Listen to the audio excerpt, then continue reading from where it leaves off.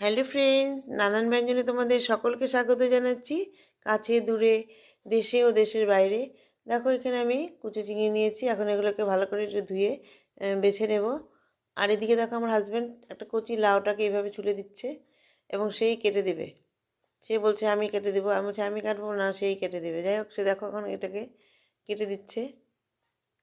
সে সকল কাজের মাস্টার। এখন এটাকে কেটে দিচ্ছে। আর এখন এদিকে আমি দেখো কড়াইতে তেল বসিয়ে দিয়েছি। আর এদিকে চিংড়িগুলোকে আমি এখন লবণ আর হলুদ দিয়ে ভালো করে মাখিয়ে নেব। এদিকে তেলটা গরম হচ্ছে।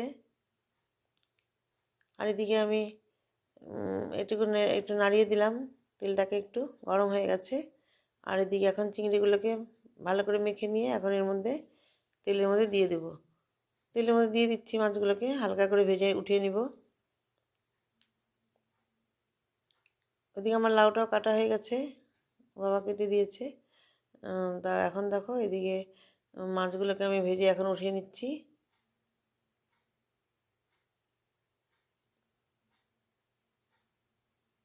তো যারা দেখছো বন্ধুরা, যারা আমার কাছে আসেনি তারা প্লিজ একটু দেখলে কমেন্টস করবে ও সাবস্ক্রাইব করে পাশে আসবে। আর কমেন্টস করলে বলবে তোমরা কোথা থেকে বলছো, কারণ আমার এটা না শুনলে খুব ভালো লাগে যে আমি অমুক জায়গার থেকে বলছি। এই কথাটা শুনতে বহুত ভালো পাই। যাই হোক, তোমরা একটু বলবে। আর আমার কাছের বন্ধুরা তোমরা কিন্তু প্লিজ একটু দেখো। আমি দেখো এখানে শুকনো লঙ্কা আর তেজপাতা ফোড়ন দিয়ে নিয়ে এখন এর মধ্যে একটা জিরা ফোড়ন দিয়ে নিলাম। জিরে ফোড়নটা দিয়ে নিয়ে এখন এর মধ্যে আমি কুচি করে পেঁয়াজ কেটে রেখেছি, সেই পেঁয়াজগুলোকে দিয়ে দিচ্ছি। পেঁয়াজটাকে একটু ভালো করে ভেজে নেব। ভেজে নিয়ে এখন এর মধ্যে একটু রসুন আমি রেখেছি। আর এদিকে আদাটা আমি একটু পেস্ট করে নিয়েছিলাম আগে একটা তরকারি রান্না করার জন্য, ওর মধ্যে আমি একটু কাঁচা লঙ্কা একটু দিয়ে পেস্ট করে নেব। আর এখন এখানে দেখো এই যে লোকাল রসুন, সেটা ছোটো ছোটো রসুনগুলো, সেইগুলোকে আমি একটু থেতো করে নিয়ে ধুয়ে নিয়েছি, আগে ধুয়ে ছুলে নিয়ে একটু থেতো করে নিয়েছি, নিয়ে এটা দিয়ে দিলাম। আর তোমরা টমেটো দেবে, আমি টমেটো দিইনি। এখন এর মধ্যে এই যে আদা আর কাঁচা লঙ্কাটা দিয়ে দিলাম, পেস্টটা। আদা কাঁচা লঙ্কা পেস্টটা দিয়ে এখন ভালো করে মিশিয়ে নিচ্ছি। লঙ্কাটাকে একটু ভালো করে একটু ভেজে নেব।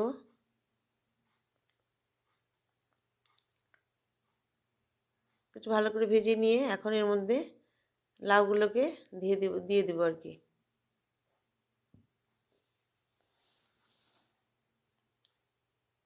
জলটা একটু শুকনো শুকনো হয়ে গেলে, মানে ভাজাটা একটু ভালো করে হয়ে গেলে তারপর এখন লাউগুলোকে দিয়ে দেবো। এখন দেখো লাউগুলোকে সব দিয়ে দিচ্ছি। একটা গোটা লাউ না, একদম পুরো এক কড়াই হয়ে গেছে লাউটা। সেই জন্য এখন লাউয়ের মধ্যে আর বেশি মশলা দেবো না, অল্প মশলা দিয়ে আমি লাউটা রান্না করব। এখন এর মধ্যে দেখো আমি এটাকে ভালো করে মিশিয়ে নিচ্ছি। এভাবে ভালো করে মিশিয়ে নিয়ে তারপরে এর মধ্যে এখন আমি লবণ আর হলুদ একটু দিয়ে দেব। এখন লবণ আর হলুদ দিয়ে দিলাম, দিয়ে এখন ভালো করে মিশিয়ে নিব।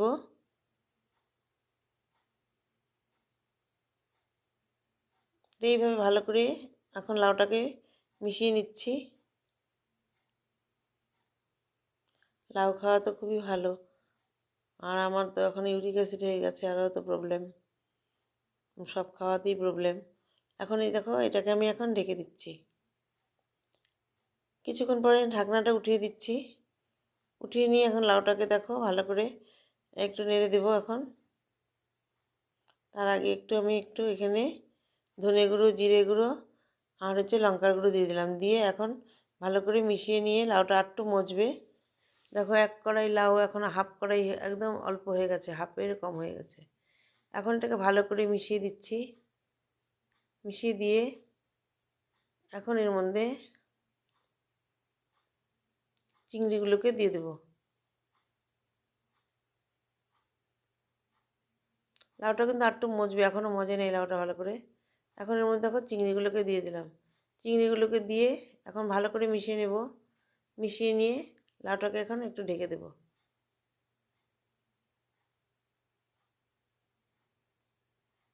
তো এইভাবে ভালো করে মিশিয়ে নিলাম। এখন একটু ঢেকে দিচ্ছি। ঢেকে দিয়ে কিছুক্ষণ পরে এটাকে নামিয়ে নেব। দেখো লাউটা থেকে অনেকটা জল বেশি বেরিয়ে গেছে। এখন এর মধ্যে একটু সামান্য গুড় দিয়ে দিলাম। গুড়ের বদলে কেউ চিনিও দিতে পারো। আর কেউ না দিলে তো নাও দিতে পারো, কারণ লাউটা একটু মিষ্টি মিষ্টি হলেই ভালো লাগে। দেখো এখন একটু ভালো করে মিশিয়ে নিচ্ছি, মিশিয়ে নিয়ে এখন এটাকে আমি এর মধ্যে ধনেপাতা দিয়ে দিলাম। ধনেপাতা দিয়ে ভালো করে মিলিয়ে নেব, মিশিয়ে নিয়ে এখন আরেকটু ঢেকে দেব, কারণ এই জলটাকে একটু শুকিয়ে নেব। নিয়ে এখন আর একটু ঢেকে দিচ্ছি। এখন ঢাকনাটা তুলে নিলাম, নিয়ে আর একটু কষিয়ে এখন আমি নামিয়ে নেব। তো এখন দেখো নামিয়ে নিয়েছি বন্ধুরা, এটাকে সার্ভ করে দিলাম। তো বন্ধুরা তোমরা সবাই যেন ভালো থাকো এবং সুস্থ থাকো এই কামনা করি, এবং তোমরা অবশ্যই আমার পাশে থেকো। আশা করছি। নমস্কার।